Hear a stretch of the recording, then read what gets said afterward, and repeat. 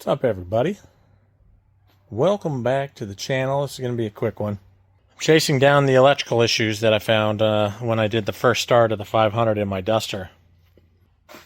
One of the favorite things that I had done when I had the cage work done way back when, 20 years ago, the first time I owned the car, I actually had this dash that I wanted installed as well.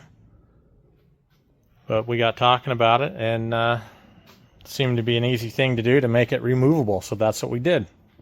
Basically, along the back edge here, this slides under some, I'll show you here in a second, it slides under some pieces that are attached to the car where the original dash would have gone. And then underneath, there was some framework built where it attached in with Zeus fasteners. And when I rewired the car 20 years ago, I made it so it was basically a quick disconnect. So this dash can be out in a couple of minutes. Kind of nice.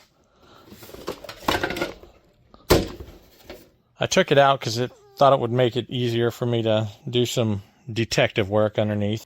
But I'm going to put it back in. But when I was cleaning it off, I found that the plastic that originally lined this thing was still stuck to it. So I started to take that off and realized, oh man, might have been a mistake. So I had to go see it through. So I took it all off.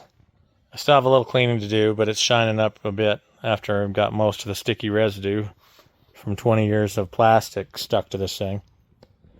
So I'll get that cleaned up and I'll get it back in. Let's look at the framework here.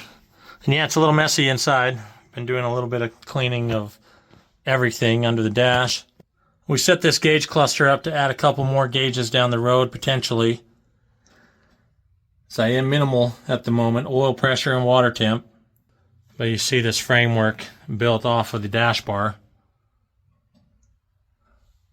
And we'll slide it in under these pieces.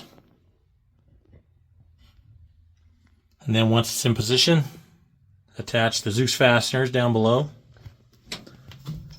And there's our dash. Now the dash is back in. And now the sides of the dash look terrible by comparison. We'll have to clean those up a little bit. They're a little bit hard to get to, especially this one with the tack in the way. But I love the tack where it's at. Now I'm going to get everything kind of wrapped back up.